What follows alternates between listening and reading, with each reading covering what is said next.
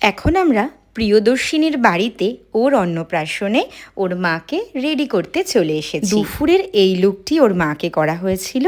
এই লুকটি রিমুভ করে রাতের পার্টির জন্য প্রিয়দর্শিনী অর্থাৎ পুটুর মাকে আমরা এখন রেডি করব। প্রথমেই এই পিঙ্ক রঙের এত সুন্দর গর্জিয়াস অর্গেনজাটা পরিয়ে নিলাম, তারপরেই মেকআপ করতে শুরু করলাম। আর তারপরেই পুটুরানি এসে গেছে আমার কোলে, একটু ওর সাথে খেলা করে আবার স্টার্ট করলাম মেকআপটা করতে। দিনের বেলার লুকটা ছিল ট্র্যাডিশনাল আর রাতের বেলার লুকটি হয়েছে একটু পার্টি ওয়্যার। মেকআপটা মোটামুটি হয়ে যাওয়ার পরে পুটুরানির কিন্তু এক ঘুম দেওয়াও হয়ে গেছে, তবে সে কোনো কান্নাকাটির মুডে একদমই নেই।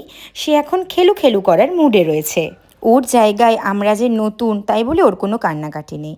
ও বেশ সুন্দর করে আমাদের সাথে দেখো চোখের আলাপ। আমি তাই আর সময় নষ্ট করলাম না, চলে গেলাম জয়িতা অর্থাৎ পুটুরানির মায়ের হেয়ারস্টাইলটাকে কমপ্লিট করতে। হেয়ারটা হয়ে গেলেই ও রিলিফ হয়ে যায়।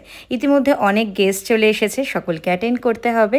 এই সুন্দর গর্জিয়াস পার্টি লুকটি তোমাদের কেমন লাগলো আমাকে অবশ্যই কমেন্ট করে জানিও। তোমরা অনেকেই জানতে চাও যে দিদি তুমি কি পার্টি লুক ক্রিয়েট করো?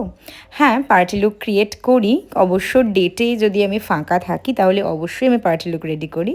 তোমরা অবশ্যই কন্ট্যাক্ট করে নিও 7001391382 এই নাম্বার। পুটুরানির অন্নপ্রাশনের ডেকোরেশনটা কিন্তু সুন্দর হয়েছিল।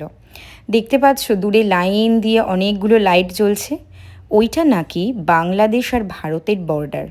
আমি তো ভাবতেই পারছি না, এত কাছে জাস্ট একটা মাঠের এই দিকে আমরা, আর মাঠের ওই দিকে ওই যে রাস্তাটা দেখা যাচ্ছে সেটা নাকি বাংলাদেশের রাস্তা। অন্ধকার ঘুটঘুটি, আমার কিন্তু বেশ ভয় লাগছিল বাড়ি ফিরতে।